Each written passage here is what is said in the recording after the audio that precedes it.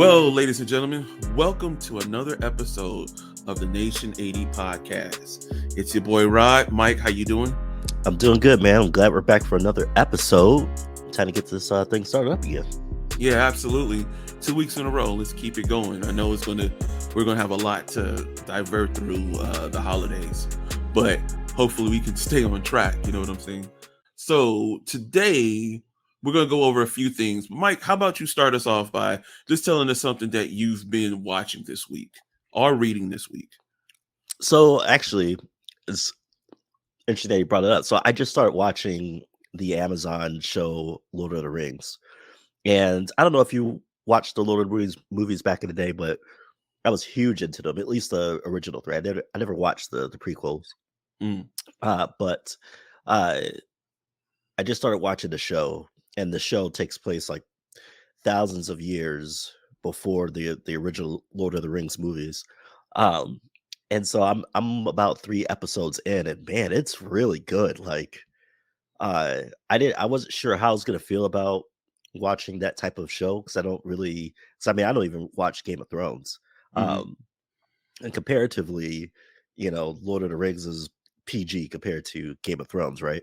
And so wasn't sure how I was gonna like it, but it's really good. Like they bring in characters that from the original movies, mainly like the elves and Sauron, and I don't want to assume, but I'm in the 3rd episode and it looks to be Gandalf in there.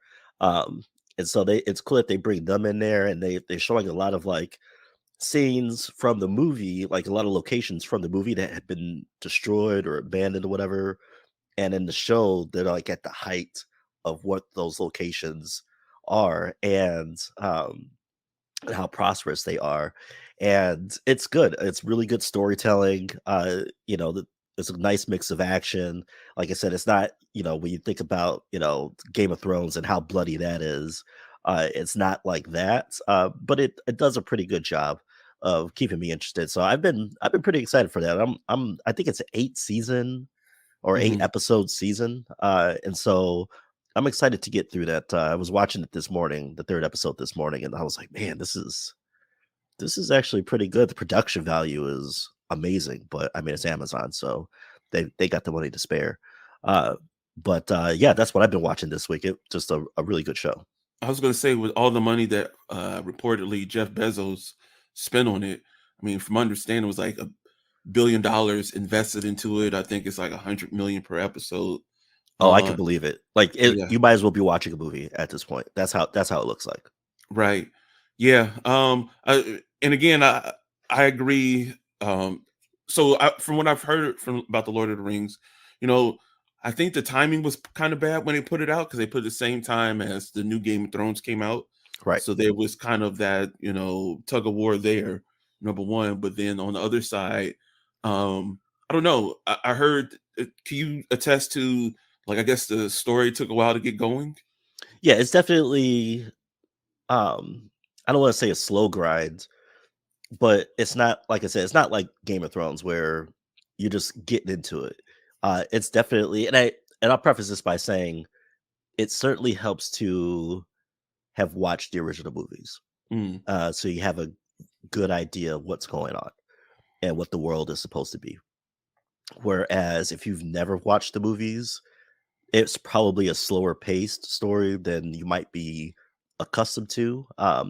So yes, for sure, I can definitely say, like, I don't want to say it's like slow, but if you've seen the Lord of the Rings movies, it's got the same type of pacing. The Lord of the Rings movies were never like just straight action, very fast paced. It would be, story, action, and then story, action. And that's like in a 3-hour movie, right? So you might have, 2 or 3 scenes of like major action, and then the rest is just story and character development. And so, like I said, I've never been a big fan of Game of Thrones, mostly because it was hard to get attached to characters, and then all of a sudden they're dead.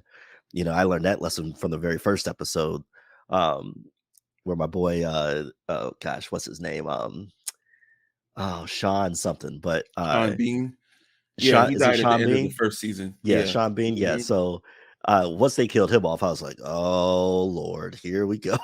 Like I was Yeah. expecting him to be in there for at least a season. That wasn't even No, true. he was in there So for a season. He just what he died at the end of episode 1. right, right.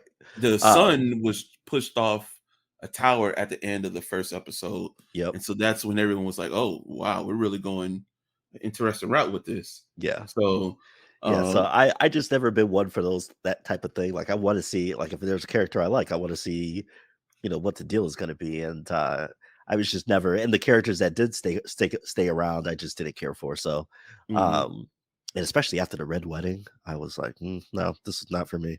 Um so Lord of the Rings is a little bit more toned down for me. And so I can deal with the story being a little bit slower paced. But I think that's only because I've seen the movies. And if you've read the books too, I mean, it's just a very it's one of those they played a long con, and then you get that satisfying ending when everything comes to a climax. Yeah, I can't really say I got into Lord of the Rings. I remember when the movies came out, and this was the DVD times, and they had the Lord of the Rings, then they had the Lord of the Rings extended, and then I think they had the Lord of the Rings extended, basically Game of the Year version, right?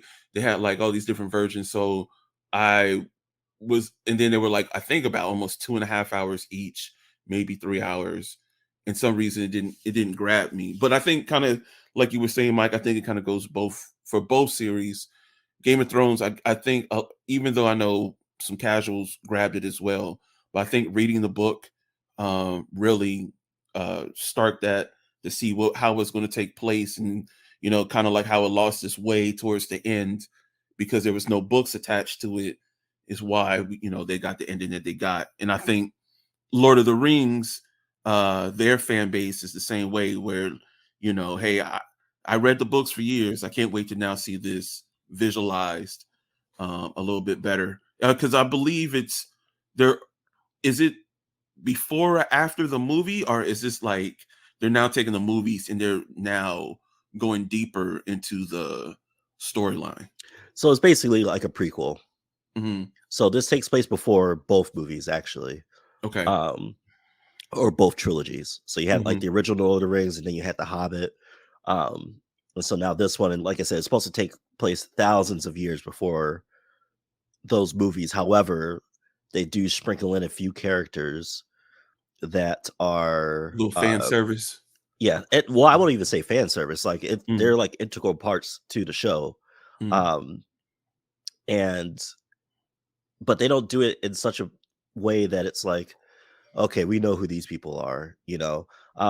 And I think it's interesting because the people that they do introduce, I mean, Gandalf is one thing because he was an integral part to the movies. uh but there's two elves that were uh more, I don't want to say cameo appearances in the movies, but in the TV show you're getting a lot more about who they actually are, and what their story is about. um and just like it with these type of shows, the story is taken from a bunch of different points of view. So it's not just focusing on the elves or the wizard.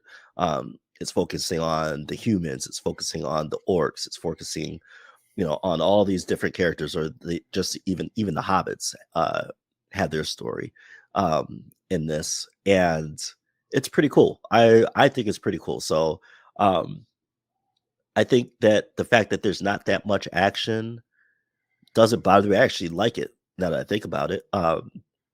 It just it makes it feel more. It makes you feel more connected to the characters. And like I said, if you've seen the movies, you start to go, "Oh man, okay, that makes sense. Okay, now I'm starting to track like what their motives were in the movies and stuff like that." So, Mm. um, yeah. So yeah, it takes place way before the movie. So there's quite a distance. It's not like like Clone Wars and the original trilogy. Mhm. Between Clone Wars and the original trilogy, there's not that much time gone past.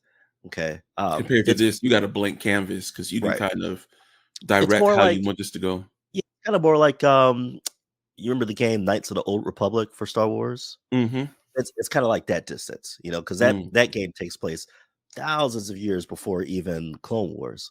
Mm, Um, and so I think that's how it is for the show. It's very far away. Like I said, yes, you have certain characters in there from the movies, mm, but it's like as you said, it's like kind of like a blank slate. Like you're kind of getting their origin stories, I guess is sure. the best way to put it. Yeah. All right. Well, that's cool. We'll have to talk more about that and see how you feel once you get to the season ending, and let us know if you would still highly recommend, or if it diverts from that or whatnot. So this week so number one, I've been going to the public library every often now, trying to get some different books for my kids. Especially because even though we have like the Dogman series at home and a few others, my daughter's in fifth grade and she needs to start reading novels, something without pictures or less of an emphasis on pictures, so she can get used to reading some of that stuff. So uh, while I was there, our library does a good job of having comic books like the trade paperbacks and manga omnibus. So I picked up the Lone Wolf and Cub omnibus from Dark Horse Comics. It's the first one. It's kind of done like if you ever read the Judge Dredd omnibus back in the day. It's basically a collection of short stories, maybe some a little longer, about different type of things that have happened through the between these two. So if you don't know about Lone Wolf and Cub, funny enough, I heard about this due to a Wu-Tang album, the Jizza Wu-Tang album back in the day that had a little scene where it's like a little interlude where they're talking about how there was this shogun. The shogun worked for the emperor. After a while, the emperor became jealous of the shogun, and so he sent some assassins to take out his whole family. Unfortunately, the shogun was gone at the time. The wife is murdered, and the child apparently was hiding at that time. So the shogun knows he's on his path of destruction. There's nothing that's going to stop him. But now he's telling this baby to decide to choose life or death. And I know that sounds kind of morbid when you hear it, but when when you see how I guess this father and son team work together, it works well. Don't get me wrong. This is written in the 60s and 70s. So of course some of it wouldn't be as tasteful today as it was back then. But um there's been many movies made of these stories and stuff like that. So it was dope to finally read it because I always wanted to read it. Man, I'm glad my library had the books, so it was something cool to pick up. And they have the whole series. So when it's time to drop off the other books, I'll go pick up another one. Well, All that's right. pretty cool. Is that like how you say omnibus? How many pages would you say that is? This one looks to be about it's almost 800 pages. Oh, okay, cool. Yeah. So it's one of the more now don't get twisted. It's not done like some of the other omnibuses, like how Marvel and the big omnibus book or whatever. This is more if you looked at it, you would thought it's a novel, right? Until you Hmm. flip through the pages, right? It's not your regular size. It's about smaller than that. It's about the size of a really it's the size of a Stephen King or a Neil Gaiman novel, Oh right? wow. Okay. Because you know how many words they write, but it's all just filled with comic art. And so it gives you that old school samurai feeling back, if you love that type of stuff. I do. So it's really cool to read that. So yeah, so moving on, we're going to let's see. Let's start this way. So let's first talk about Teenage Mutant Ninja Turtles, Okay. since we finally got some time Yep. to all play that together, and then we'll go into Gotham Knights after that. But so yeah, last week after we recorded, we were finally able to get together for the first time in a long time to go and play some multiplayer games together. We'll play a multiplayer game together, which ended up being Teenage Mutant Ninja Turtles. Mike, thank you for posting that footage to our channel. I see that it's getting some eyes already and stuff like that, which is pretty cool. But yeah, we had a great time, and I will say that the multiplayer experience. I'm coming from an age where we all used to sit in front of one television, three controllers, if it had the ability for three controllers, and we would all try to game together playing this co-op game. And now you're going to a stage where finally, because don't be wrong, there's multiplayer games, but they're all based of like your Fortnites, your Apex, your Valorant, stuff like that. So you're not really playing as a crew. And you have the other ones like Rust. We used to play 7 Days to Die, a few others. They're cool, but there's not really a story after so many times because they're just trying to get you to play the game every day, minute by minute, hour by hour.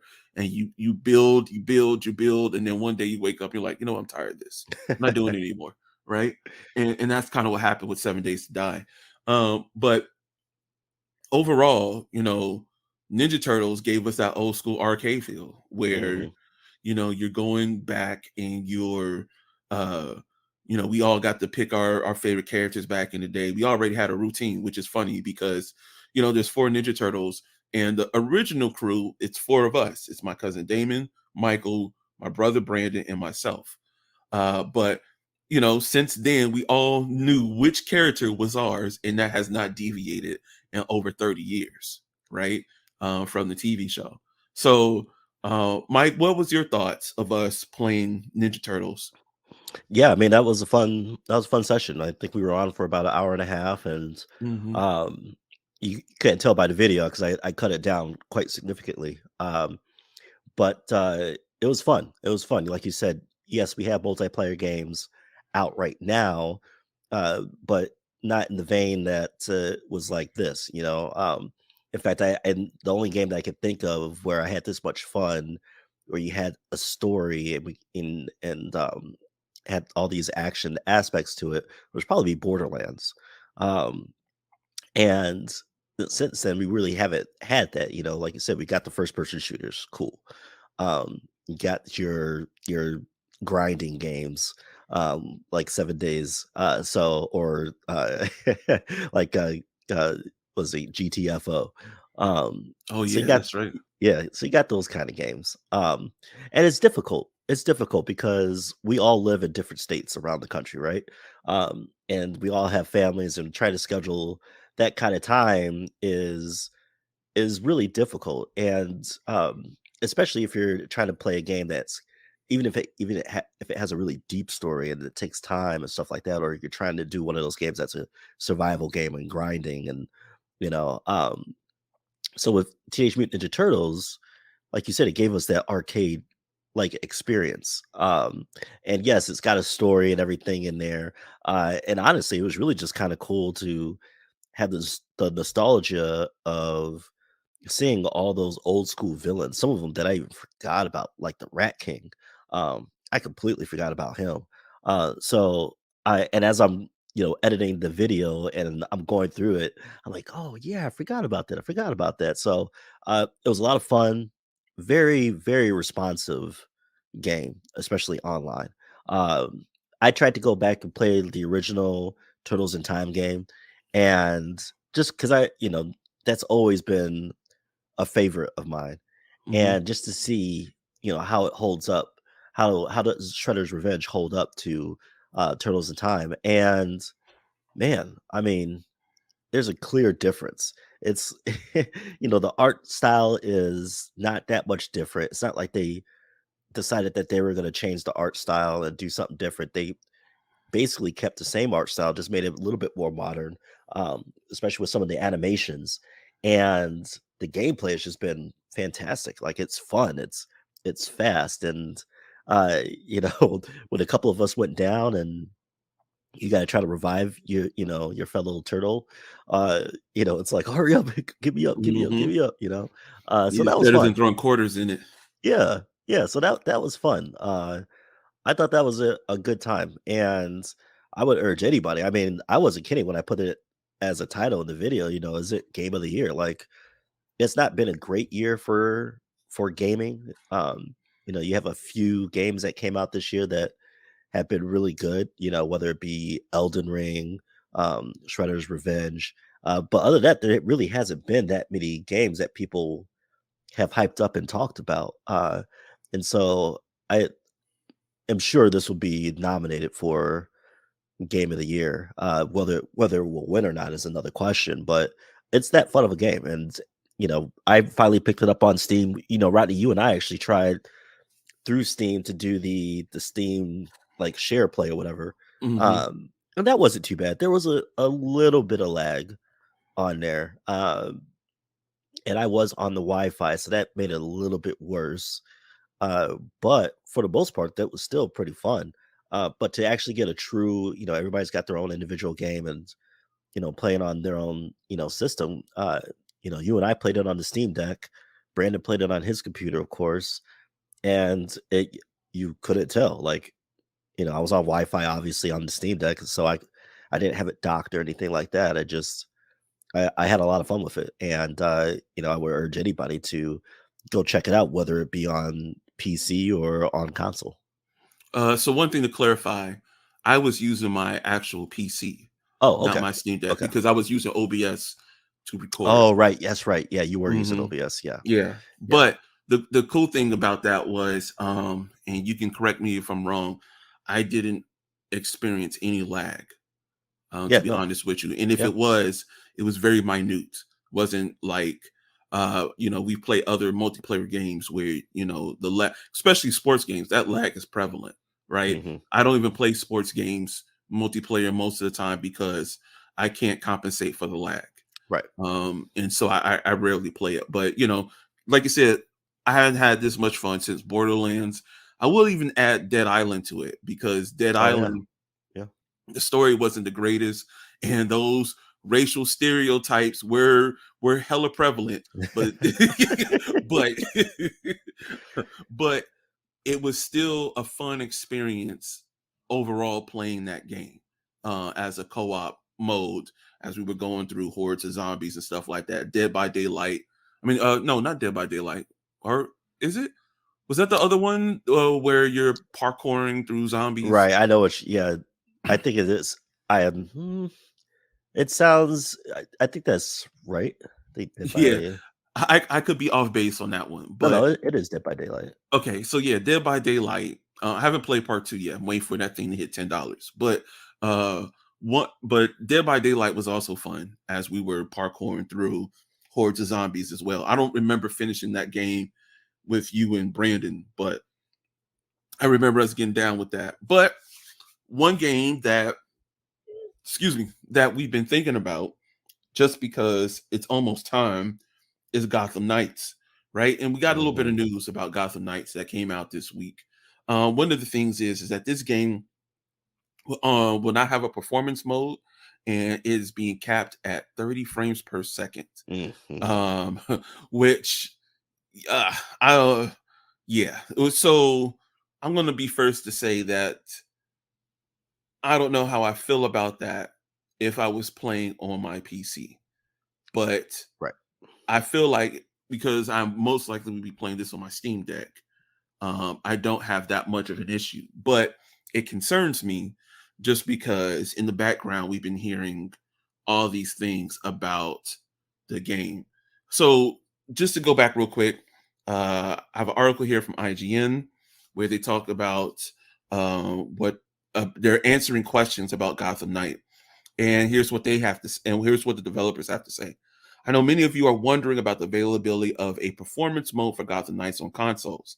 Marty wrote, due to the types of features we have in our game, like providing a fully untethered co-op experience in our highly detailed open world, it's not as straightforward as lowering the resolution or getting a higher frames per second. For this reason, our game does not have a performance quality toggle option and will run at 30 frames per second. This news follows the announcement of Gotham Knights Heroic Assault mode, which will be a free 4-player co-op mode that will launch November 29, 2022. Despite there will be 4 heroes, Batman, Robin, Nightwing, and Red Hood, Gotham Knights campaign only supports single player or 2-player co-op. This new mode will give 4 friends the chance to take on arena-based challenges and see how all 4 heroes can work together to take down Gotham's criminals. All right, so that was going to also come up to another article I was going to bring up about that assault mode, right? I feel like I've been gypped already. And the reason I say that, because I felt like the story mode was going to allow all 4 of us to play together. Mm-hmm. Not doing like some weird arena yeah, battle. Yeah, like the ones that come to mind is Gears of War, right, Halo, and all right. this stuff where, hey, you're gonna be able to take on these hordes and all those stuff. Like, no, that's not what I'm looking for, right? I'm looking for the ability to fight with the rest of everybody else in the same game, right? Um, the look, I'm not a developer, and I understand that you have to do whatever you have to do to make this game work, but now that I'm sitting here thinking about it, I think they mentioned this game last year at E3, maybe a year before. This game is probably going to be hella rushed at this point. And it's not going to be, look, I had never came in here and thought it was going to be the bee's knees of AAA titles, right? I don't think it's going to be as iconic as Batman Arkham Knight or City or Arkham Asylum, excuse me, right? But I was expecting a little more, and I'm not getting it, at least for what I see so far. Yeah, no, I completely agree with you on that aspect of it. It's very disappointing about the co-op. I feel like in today's day and age, and I feel like this is one of the reasons why games this year have not been good, because this has been a trend like really over the last few years, where these companies are publishing these games that are unfinished, and Mm, then you have to wait X amount of months for this feature to come out and that feature to come out and this feature to come out. I mean, just look at Halo Infinite. I still haven't played that game yet, but I know people are pissed about it because while the campaign mode uh, was really good, at least the player campaign mode was really good, all the other features and aspects of that game that Halo Infinite promised have not come to fruition. And they're still rolling out features, and they've taken away some features. They took away the split screen co-op. Um, and so I don't like it. Why would you do that? I in this day and age, you should have the technical know-how to put 4 players. If you could put 4 players in an arena, you could put 4 players in the campaign. You mhm, know, um, that's what was cool about Borderlands. It was you can go up to 4 player co-op. All right, it was nice to have the 3 of us go through this adventure together. Um, and so uh that's disturbing.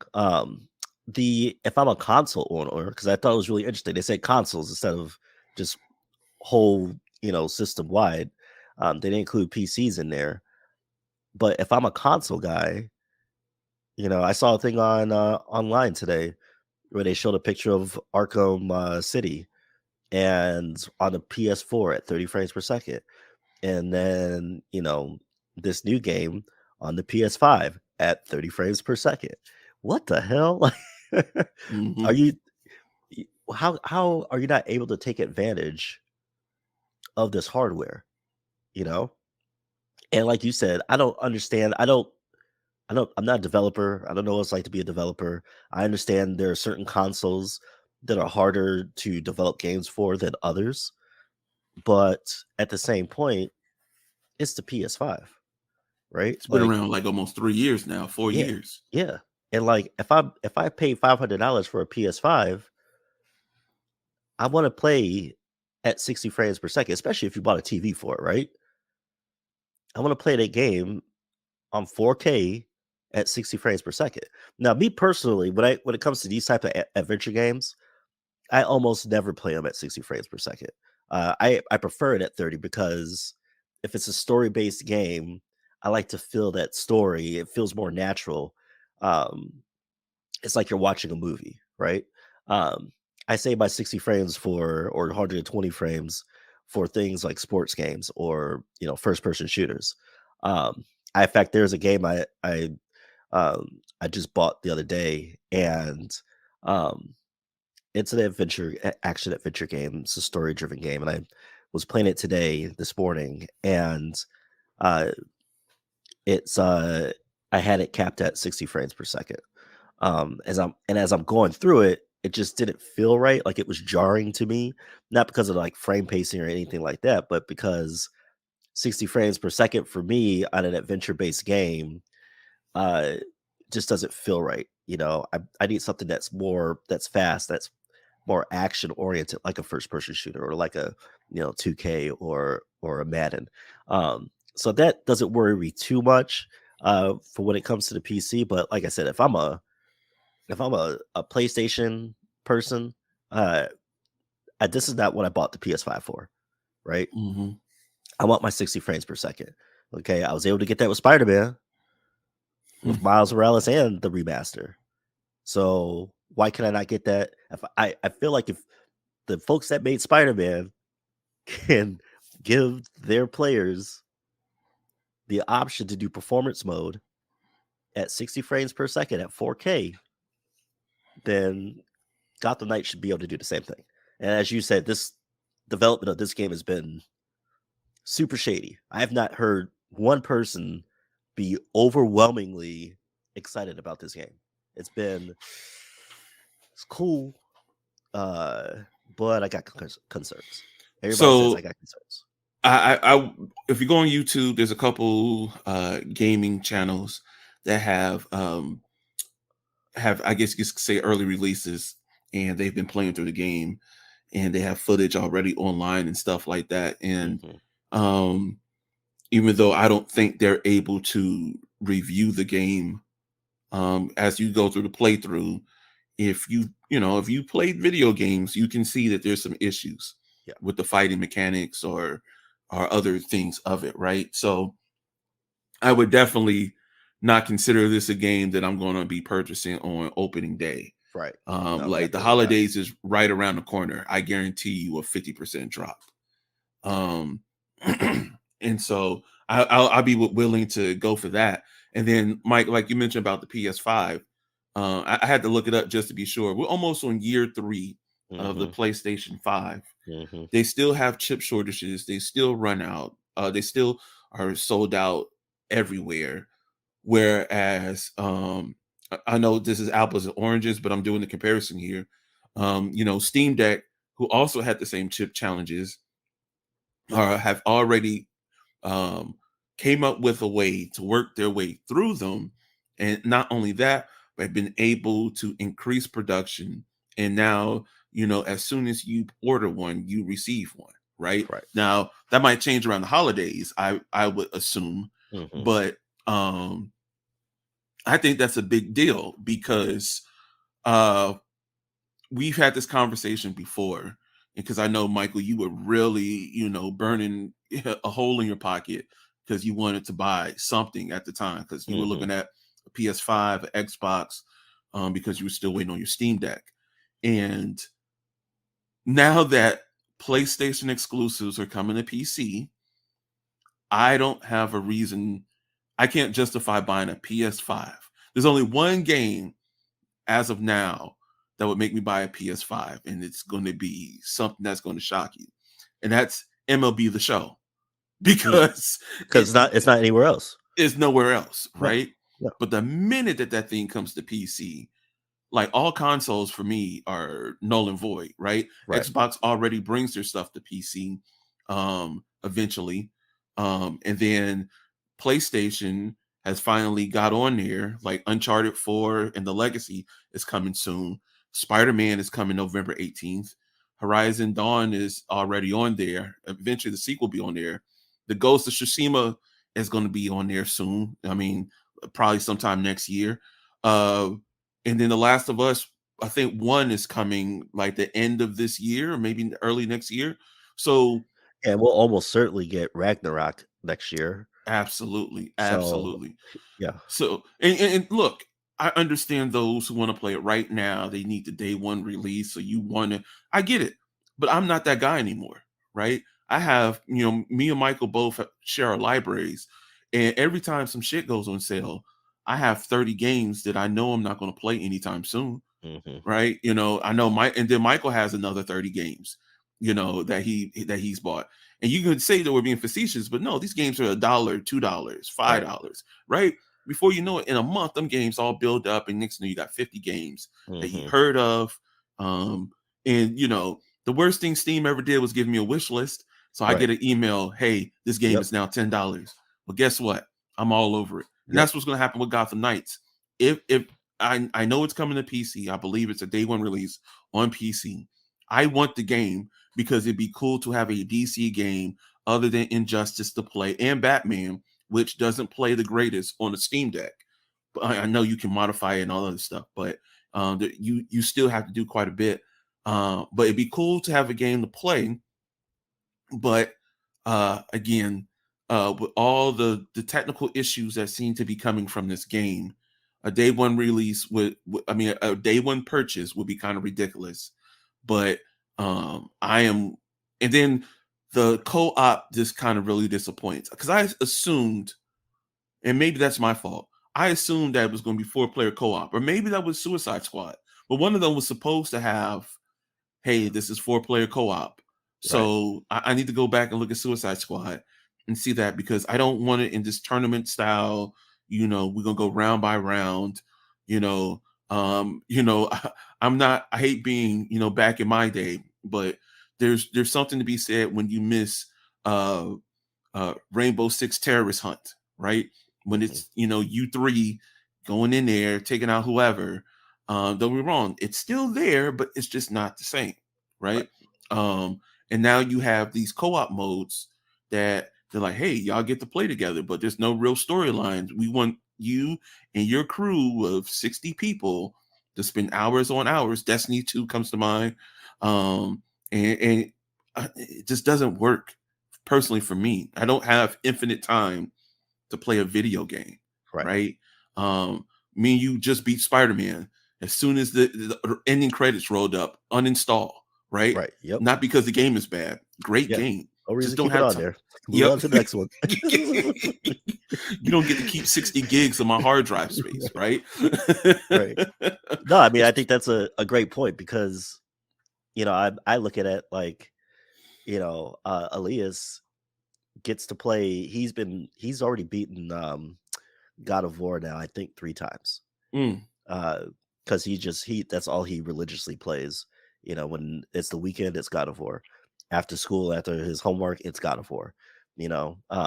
And so he's already beaten it 3 times, to the point where I'm like, dude, you've already beaten it. You don't need to keep playing it over again.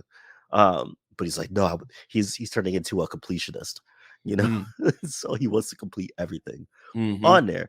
And I'm like, must be nice. He's like, what do you mean? Must be nice to have all this time to play video games. He's like, well, where are you at now? Because he always asks, he's like, did you meet this guy yet? Did you get this armor yet? This, that. Man, I haven't even played the thing yet. Mm-hmm. I said, Elias, you got to give me time, man. Okay, I get like, I play at work, and that's maybe an hour to an hour and a half, depending on how much time I have, and then on the weekends before everybody wakes up, like I don't have time to get onto a console. I still do want a PS5. Mm-hmm. Um, it'll definitely come to me, but that may be the last console I ever buy. Yeah. Because as you said, we're pretty much getting all. I mean, the backlog is deep. It's Mm-hmm. very deep. It just, as every sale that keeps coming, it just keeps getting deeper. And there are I've never been more games. excited Yeah, until I've never been more excited for the holidays, except for the fact that I know games that I've always wanted to play will probably be marked down almost up to 75% off. right, and that's the beauty of Steam. Mm-hmm. Um, you don't get these kind of discounts with the consoles. Some consoles more than others. PlayStation does give discounts, but if you go over to the eShop on Nintendo Switch, you're not getting those AAA. You're not seeing those deep discounts on their AAA titles. You Yeah. might be lucky to get $10 off of Mario Kart.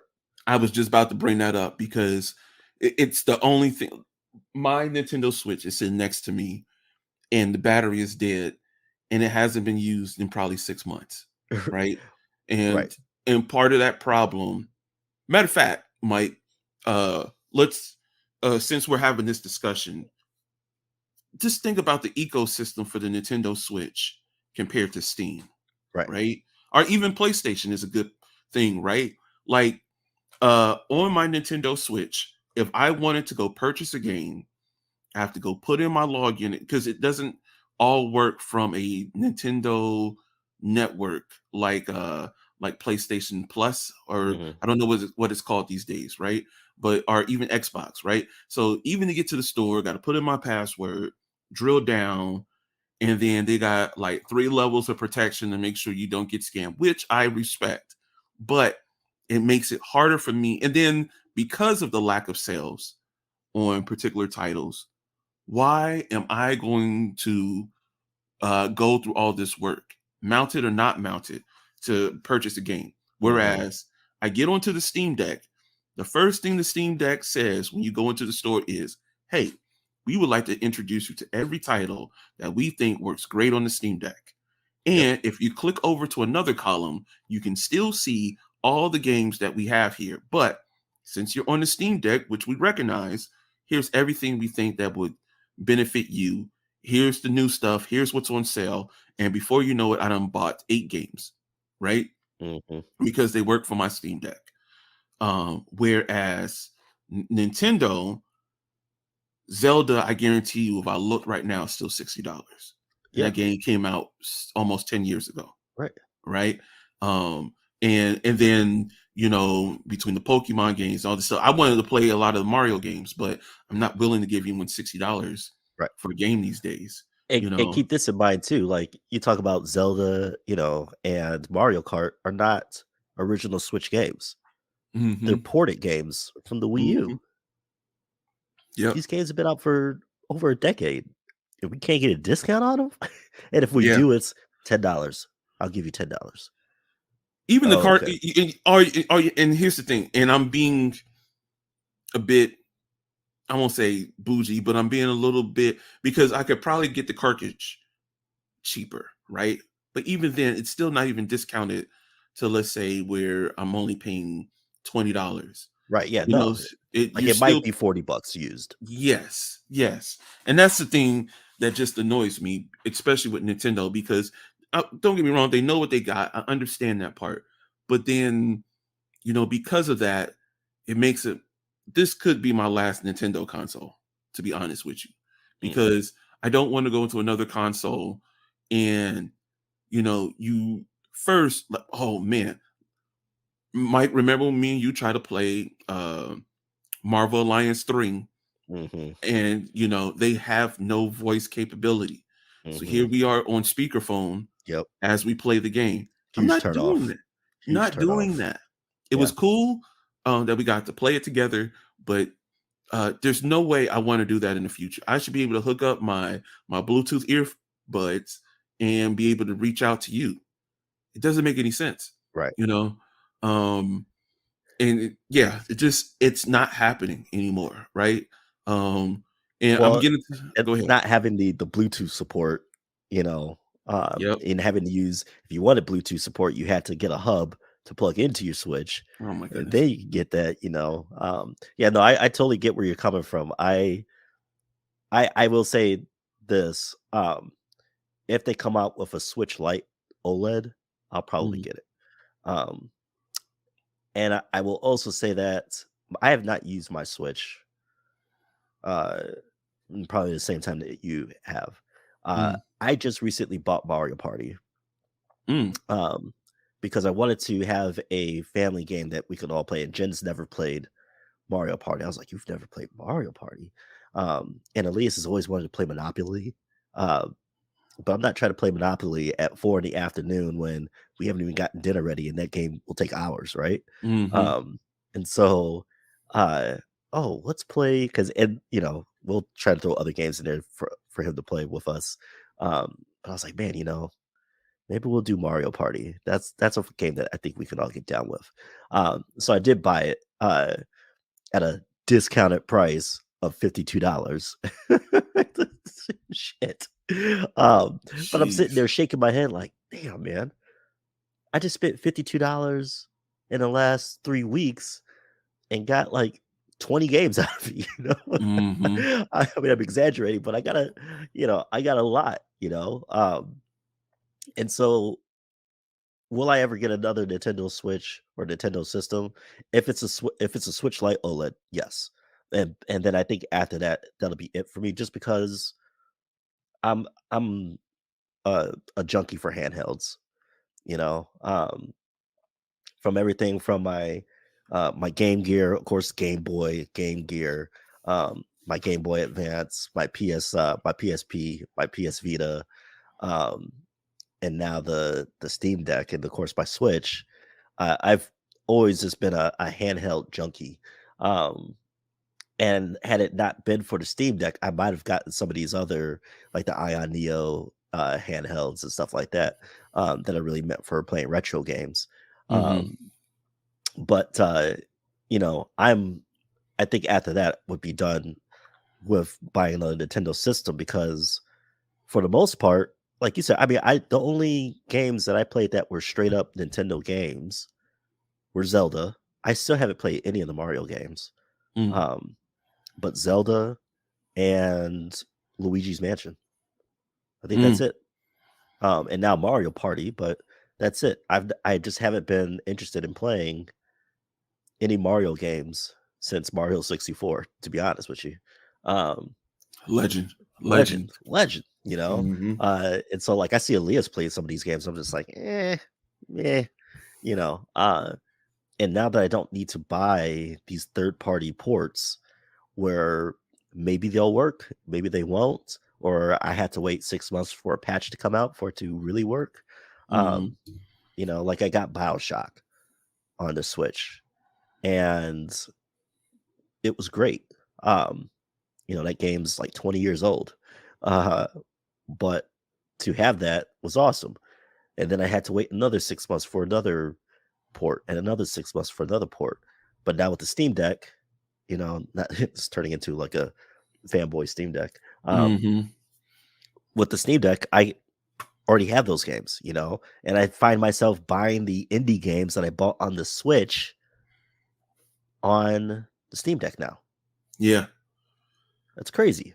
Because they're going to have a midweek sale, and the game is going to be between $5 to $10. Like, I scour the $5 to $10 range games, Yeah, and see what people say are mostly positive, and I get on those games. About a Met game, and then after this we'll move on, since we are becoming Steam Deck fanboys, which I'm not mad at, because I like it. Again, right, give me MLB The Show and I am done. right, Like, look, I've right. been looking for that game everywhere. I keep on hoping it's going to come to PC. I think there's been enough noise that's been made that maybe this next season It it does should. I come. mean, it's on the Switch. It needs to be on the PC at this Yeah, point. if for those who are watching, this year's baseball playoffs have been amazing. This would be the perfect time to purchase that game. If it was available on PC, I would already have it. But if you don't have it, you have a console, I highly, highly recommend it. But yeah, we'll see what happens. We're gonna have to really re-engage in that conversation, especially come the holidays, because I'm curious how these consoles are going to handle certain things, because uh, I haven't been a part of the console wars this time around. And I kind of slowed down the last time when I bought my PS4. But, from my understanding, there's Xboxes everywhere. There's very few PlayStations to be found. And then there's everything else. And because right now the PS4 is still prevalent, because of the fact that there's not enough PS5s to go around, and officially close that door on the PS4, which is kind of wild, because I remember the PS3 closing after like a year or two after the 4 came out. But it's very interesting how this is all playing out. So let's get to some movie news. Black Adam is coming out soon. Mhm. It's been a long time coming, a very long time coming. right? And I know me and Michael have spoken about this before. I don't have any expectation for this movie. And I also wonder, even though The Rock is saying all the right things, I wonder if this movie is going to be one of those things where it's like, all right, we finally fulfilled our promise to bring this movie out. Now let's get back on track, because there's a lot of moving pieces going on right now, with the DCU, HBO, Discovery Plus.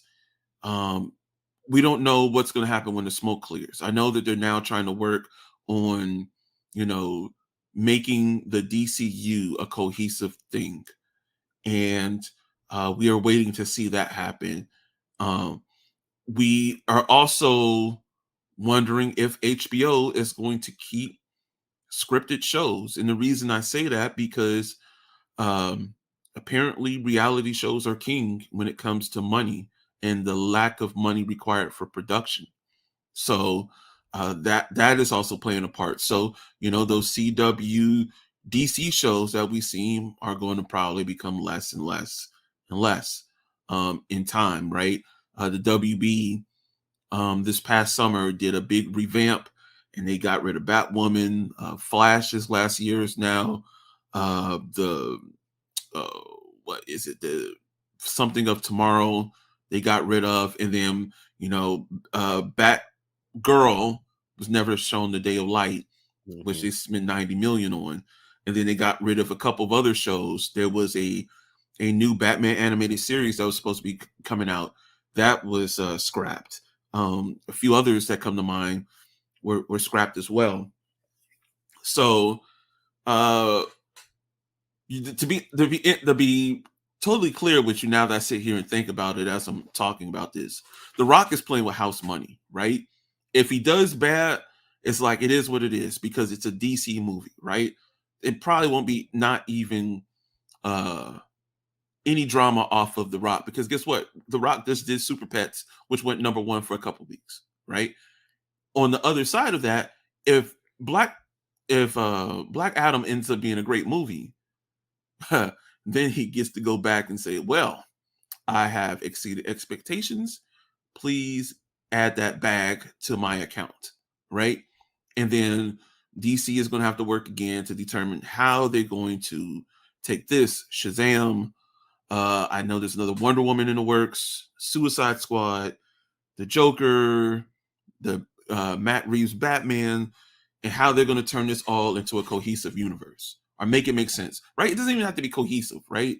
There's nothing wrong with having other multiverses or other takes on things, right? I think Marvel's unfortunate side is like we won't see a Earth X movie because it would confuse people, Right. or some of the other pertinent storylines that like let's say a Black North Spider-Man, we might see that, but because that's Sony. But like anything that has something to do with your standard Marvel characters in another multiverse, that would cause confusion, it's going to be rare to see it. Other takes that we like, and DC is notorious for taking those takes, right? Between some that come to mind is like Red Sun, when Superman is a part of Russia. Uh, uh, there's some others that come to mind as well that I can't think of at the top of this head, but um, yeah, Black Adam is coming out this week. I said all that to say that Black Adam is coming out soon, and I know I'm going to go see it in theaters. I just want to I want to see if they do a decent job on this. Mike, what are your thoughts on what's going on? Yeah, I mean, I guess I've had the same kind of. I'm not going to get too hyped about the movie, because I feel like with DC, it's just you never know what you're going to get, right? I Mhm. mean, I didn't know what we were going to get with the Batman movie, and ended up being a great movie. So I was happy about that. Uh, but then again, I had high hopes for the second Wonder Woman movie because the first one was that good, and it was terrible. And so because DC has, and it's not like Marvel's movies are always, banging, but they're more consistent in what they put out. than DC is.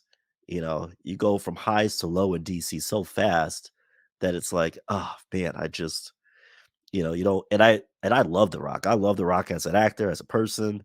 I get excited for whatever he's in, whether it's good or bad. Um, I think that no matter what, it'll be a fun ride because it is The Rock. Uh, whether or not it's going to be uh, the savior of the DC movie universe remains to be seen. Um, I'm just excited that he's finally got his movie. It's been 10 years. And so The Rock's not getting any younger. So I have seen, though, that tracking for the movie says that it's going to be their biggest um, premiere for any of the DC movies. Mm. And then I guess the critics got to see it this weekend at, I want to say it was in New York. Um, and for the most part, it sounds like it was pretty good. So I I I don't think it's going to be like Wonder Woman 1984. That would be terrible. Um, I also don't think it's going to be that one because DC is so they're leaderless, right? They don't have a Kevin Feige.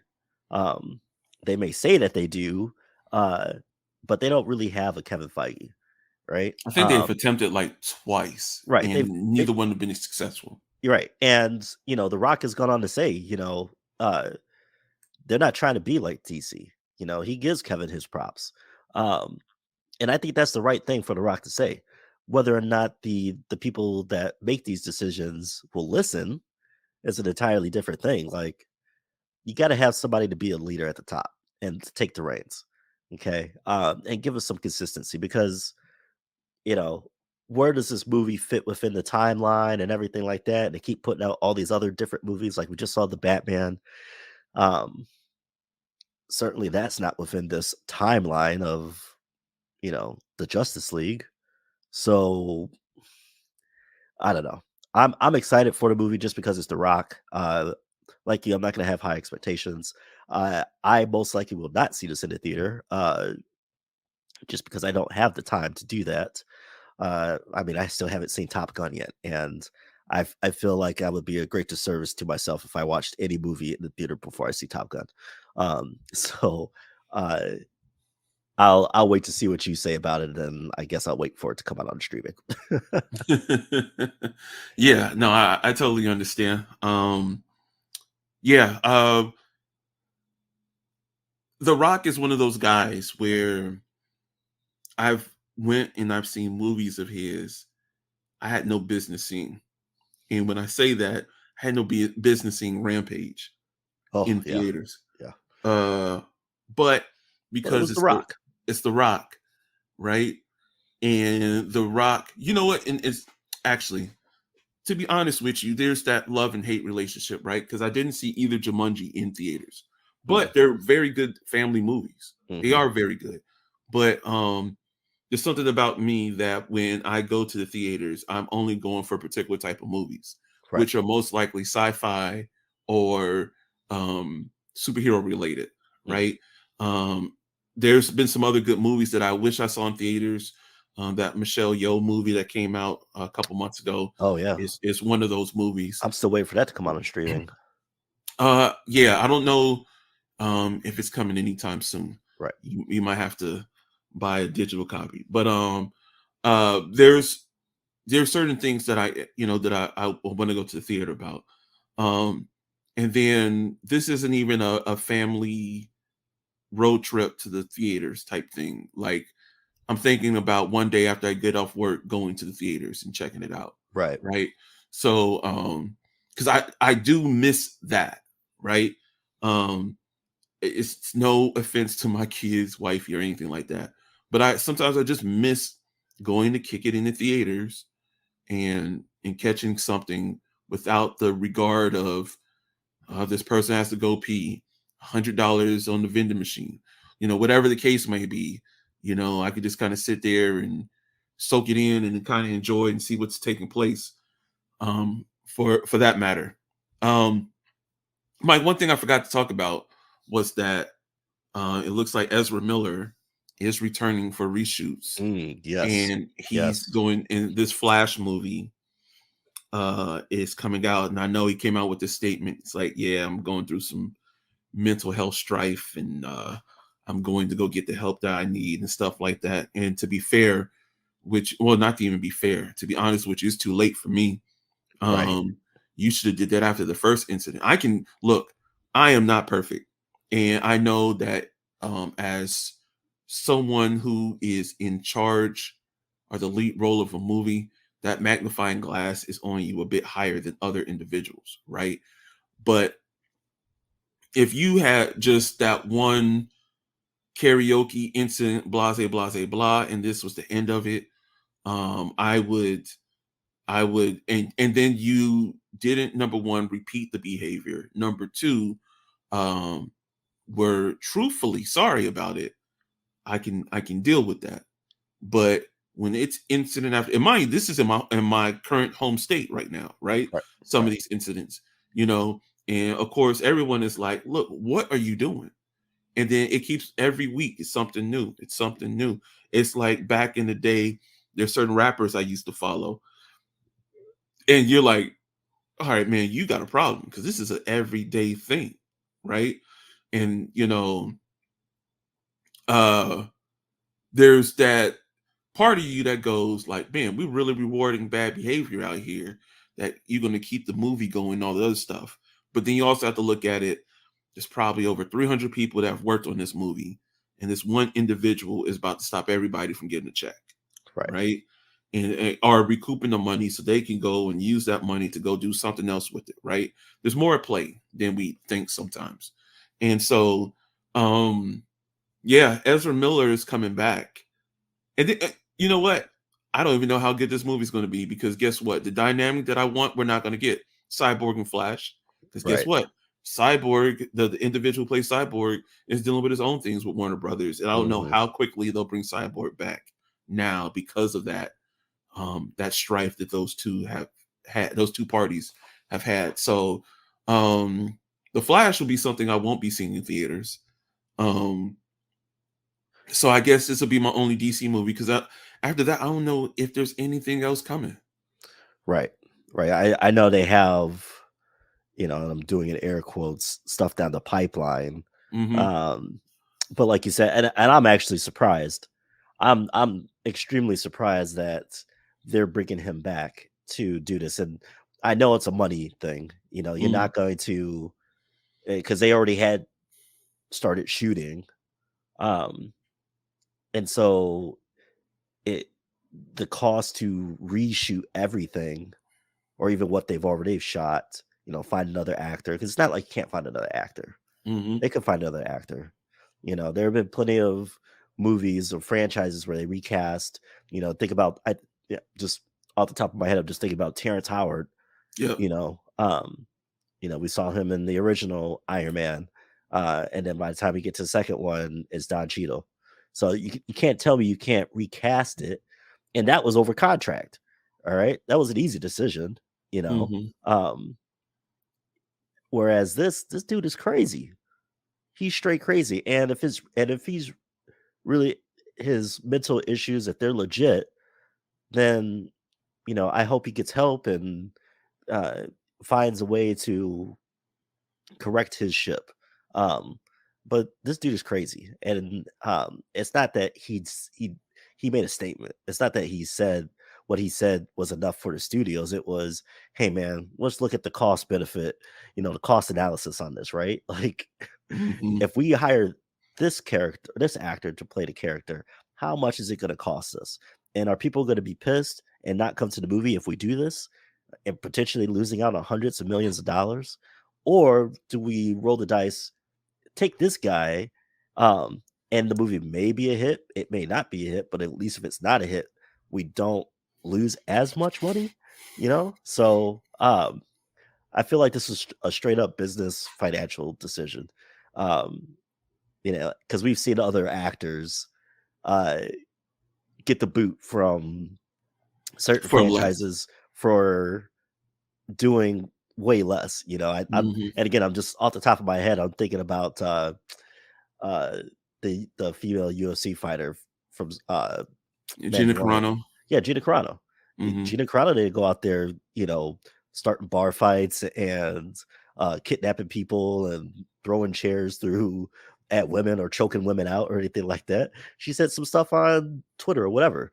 And she or stepped down or got the boot, um so I feel like this was a straight up, hey, it's cheaper for us to keep him on than to scratch the whole project. Because like you said, at this point, this is paychecks that people are gonna start missing out on if he leaves. So yeah, if there were a movie to watch in the theaters, it would most certainly be Dwayne Johnson's movie Black Adam.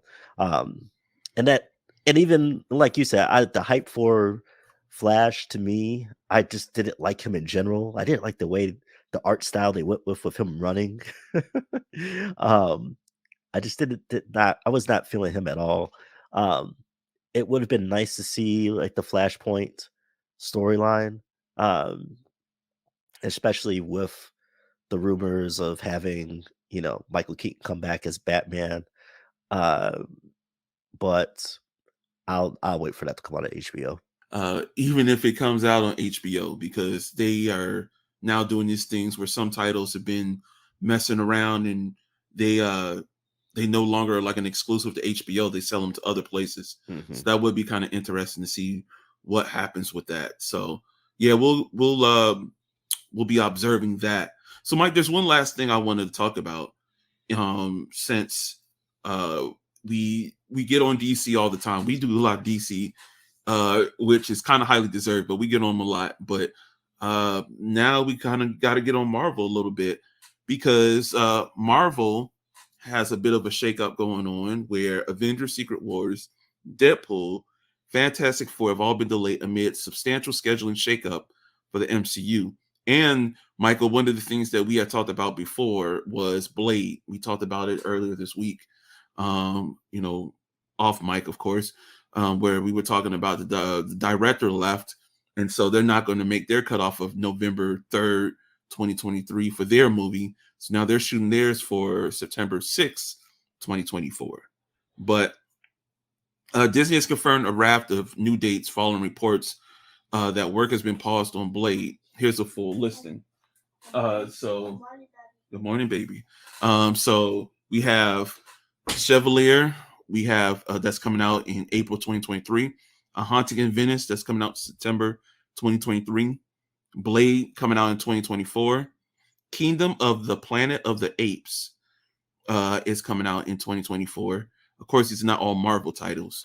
Untitled Deadpool movie now slated for November 8th, 2024.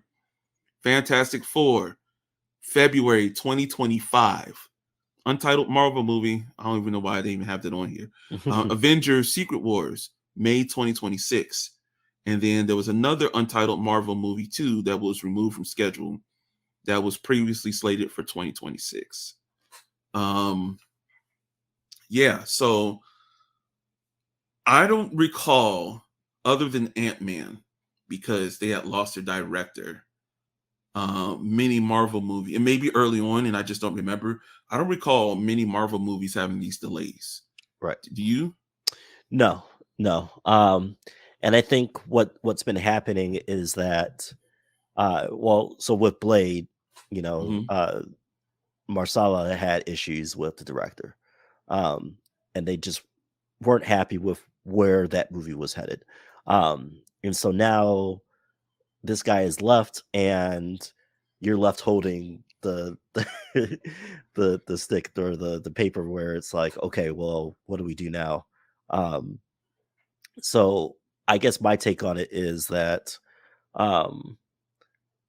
there's a lot that's going to change, and I think a lot of it is having to do not just with what happened with Blade, but how this reception of new movies and TV shows has been, which has not been good.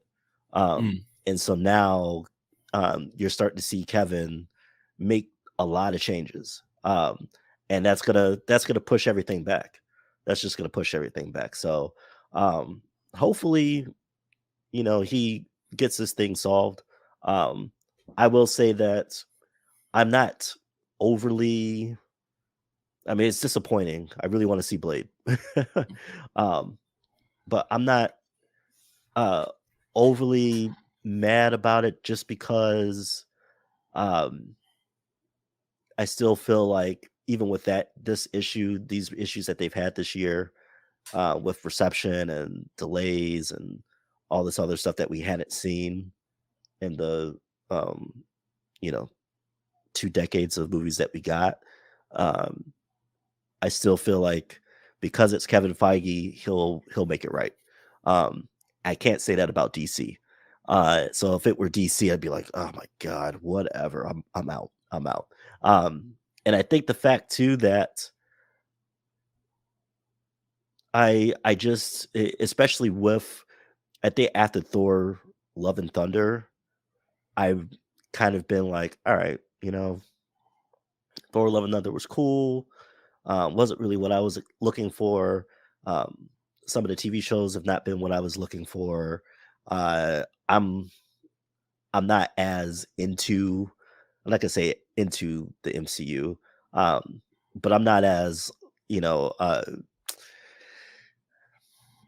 needing to be like, oh man, I need to, I can't wait to see this movie. I hate that it's delayed. Oh, I need to see this next show. Blah blah blah. Like I haven't finished Moon Knight. I haven't finished She Hulk. Um, it took me forever to watch Thor: Love and Thunder. Um, the only thing that I watched recently was Werewolf by Night, and I thought that was excellent. Um, but it's whatever. I'm just like, whatever, man. I feel like I feel like this is actually a good thing, at least for me, because now I feel like I can focus on other franchises. Okay. Whereas before I was solely focused on the MCU and I was missing out on all kinds of stuff, and one in particular was The Expanse. I let The Expanse fall by the wayside, and next thing I know, I'm 3 seasons behind and I have no idea what's going on. So then I got started all over again. And so now I feel like, I can get back into The Expanse because I'm not too worried about with what's going on in Marvel. So I'm just, like I said, it's disappointing to hear about Blade and it being pushed back. I do think that they'll get it fixed and squared away. But in the meantime, that just gives me time to focus on other stuff. No, I agree with you. I've come to the conclusion that I'm going to. So, when it comes to Marvel or to the MCU, we were jokingly, well, not jokingly, but we seriously talked about MCU fatigue. But it's now just become the thing of they just pump out too much content, right? Doesn't matter in what form it is. All of it's coming out. Your favorite character is eventually going to get a TV show, and in some respects that's cool, but in other respects it's like it kind of takes away from the bigger thing, right? Because of all this stuff and the fact that you're unsure. Like right now, I wouldn't want to be in Kevin Feige's shoes, right? Because before this Fox deal, he could just focus on yada yada characters and be done with it. Now that playground or that wheelhouse is so massive that trying to integrate it all, I don't want that responsibility, right? And not only do you integrate them all, but then make it make sense. Because, like for example, Mike, remember we were growing up, the Avengers and the X-Men never showed up in the same cartoon together, right? It was just the X-Men and the mutants over here, Spider-Man and his team over there, and then the Avengers over there, and they all had their own particular level of popularity, but they never melded in between. I don't even really recall seeing, certain characters even intertwine between those series, right? And when I say intertwine, I'm just saying just in the sense of they kind of just let them all do their own thing, right? But now that we're in this post endgame world, the expectation for everything is that it all must connect, which I think has been a gift and a curse, because again, now everything has to be within that MCU realm, which it has at points some great storytelling, right? I'll give you a prime example when WandaVision came out and they did this portion where they were showing um the lady who ends up being I guess she's Captain Marvel, one of them, when she came back from 5 years. That was kind of dope storytelling. Mm-hmm. But for other parts of it, you're like, I really didn't need this part. It Mm-hmm. doesn't work out in this case, right? I remember watching Daredevil and Daredevil, um, quite cameoed that something that happened in New York when they were talking about the Avengers, like, oh shoot, they recognize the Avengers, right? But now you have to now on a larger scale make that all make sense. And it's just a lot to keep up with. And the reason I say that, because the movies are now starting to become like the comics, right? You have almost 100 years of storytelling, right? And so like I think me and Michael were talking last week about a character dying and coming back. The same thing is now going to happen in this MCU world, right? Where uh you're like, okay, we're going to tell this story, we're going to tell that story. How do we make Secret Wars takes place when the I can't remember his name, but he used to wear bell bottoms and rock a perm. Like, how do you make these stories make sense for this? There's a lot. And so I think because of that, like you said, it's time to check out some other franchise. I love sci-fi. I missed out. I finally finished the first season of Star Trek Discovery. Mm-hmm. And so now I need to really get my hands on that. It's one of the things that and it was phenomenal that first season. So I'm super excited to get back into that. Expanse is another one that I want to get onto. There's some new ones that have come out the woodwork one way or another. I love my action K dramas as well. So those are out there too. So I think I'm going to finish up this last batch of MCU shows, and then I think I'm going to bow out, and then I'll get to it when I get to it. Before I Mm-hmm. felt like I need, oh shoot, this is out. Moon Knight really is kind of the start of that decline for me. Yeah. And so after that, now getting these others, um yeah, it's time for me to just say I'm gonna keep it to the movies, and whatever goes with the TV shows, go with the TV shows, because I said this before. I still kind of stand by it. I don't feel like they're putting their best effort in those TV shows. And yes, it's introduced us to some dope characters, but you probably won't see them in Avengers. They keep on talking. They keep on, which I really hate that Marvel does this, is they keep on saying we can't guarantee there'll be another season. Then why are you showing me this? Right. Like what's the game plan here? And the ultimate question is now being asked, and it's continuously getting asked, what's the game plan? Mm-hmm. And which movie is, because I know Ant-Man is currently recording and Kang is in it and all this other stuff.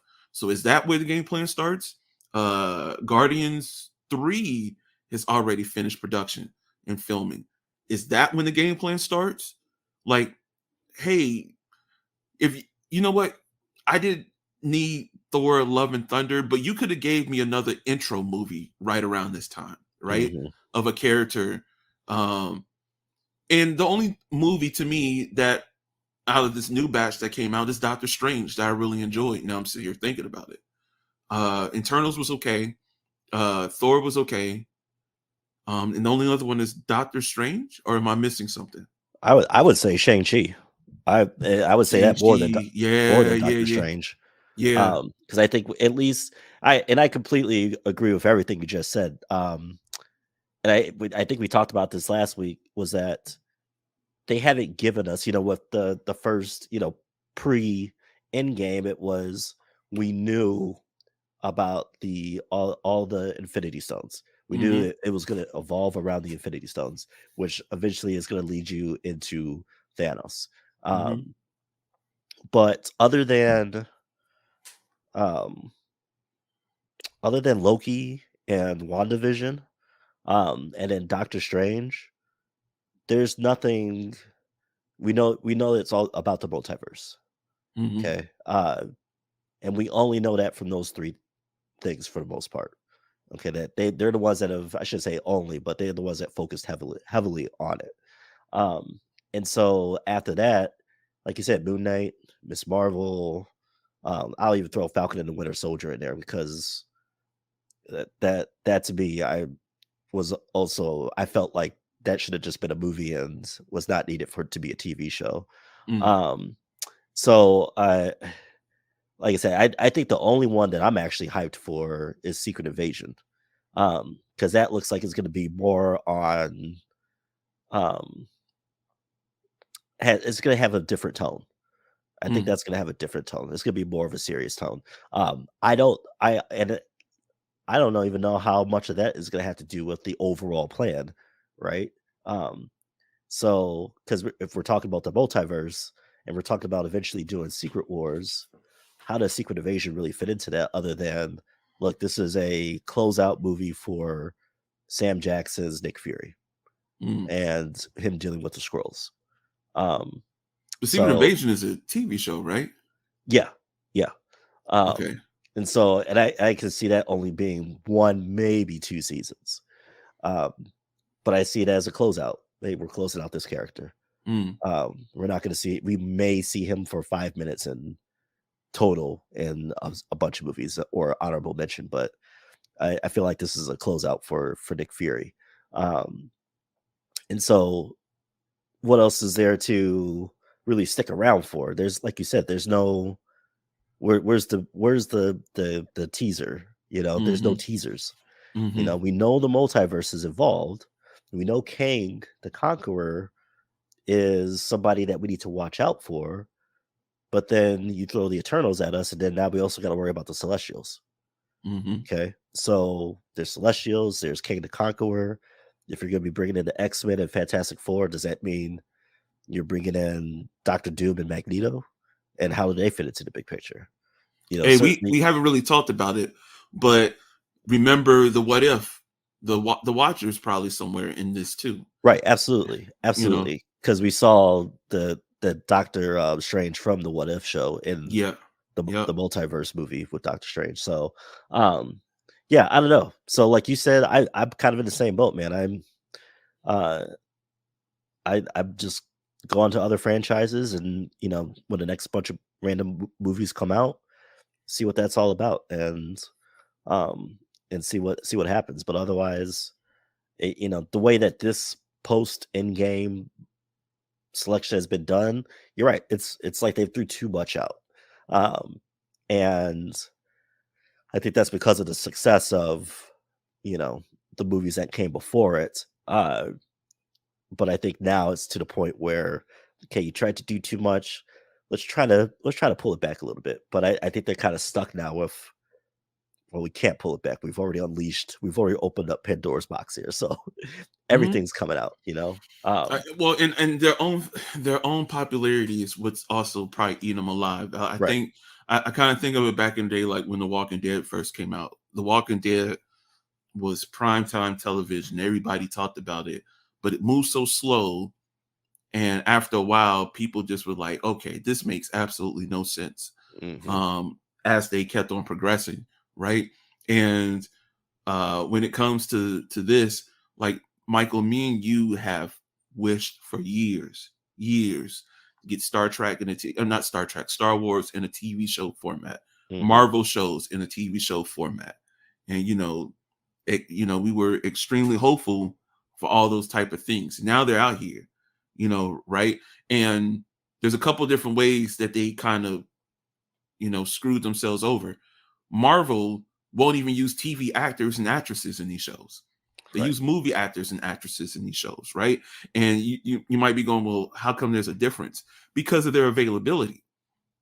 You can't get you can't get Oscar Isaacs to commit to 5 seasons of Moon Knight because he's got movies that he does. He's in the Dune franchise. He's like, there's so much more that he does that his schedule is just cumbersome to do these type of things. And because of that, they shortchanged themselves because of it. And look, I it's always still make my Marvel, but like, look, you guys are now watering down your content and feeding it to me, and you think that I'm not going to notice, right? And so I'm really hyped to get into some of these other franchises and really give them the time that they deserve, instead of and here's the thing, I like Marvel stuff, don't get it twisted, this ain't an angst against them, it's just the fact that now there's just too much of this one particular type of content, and I need to move on to something else until I know if there's a game plan. If there's not, I ain't gonna hold you. I'm cool. I don't have to, it doesn't have to be that way, right? I think it's gonna be hard enough as it is to make the Inhumans, the mutants, and just those with special abilities work, right? So if you just to say, hey, Avengers over here, X-Men over here, Fantastic Four and the rest over here, I'm fine. And then maybe I'll come together every so often. But it doesn't, and then the monsters, right? Because there's the monster universe too, and there's the galaxy universe for Marvel, right? I don't wish that on nobody. But we're gonna go ahead and shut this down for the day. We will hopefully, no, I'm not gonna say hopefully, we will be back next week. We're gonna keep this thing going. I was going to say to keep your imagination up, but I also want to say, hey man, find some stuff out there that you really love. Just due to the time and effort that we put into work and pleasing family, sometimes it's great to just grab a book, catch up on a movie or something to decompress, right? I know I've said that before in the past, but it still rings true, especially during the holidays. I know some of us are probably rocking overtime due to inflation and stuff like that, but still, if you get the opportunity, whether it's an Audible book, something, man, find whatever that joy is and keep running with it, man. Don't close it off just because you have responsibilities. We all do, and but there's also got to be that balance. And we'll see you next week, where we will bring some more content, where we're going to be talking about games. Maybe we might want to read a comic book and have a discussion, because it's been a while. But we can talk about that off mic. And we'll see you for the next episode of the Nation80 Podcast.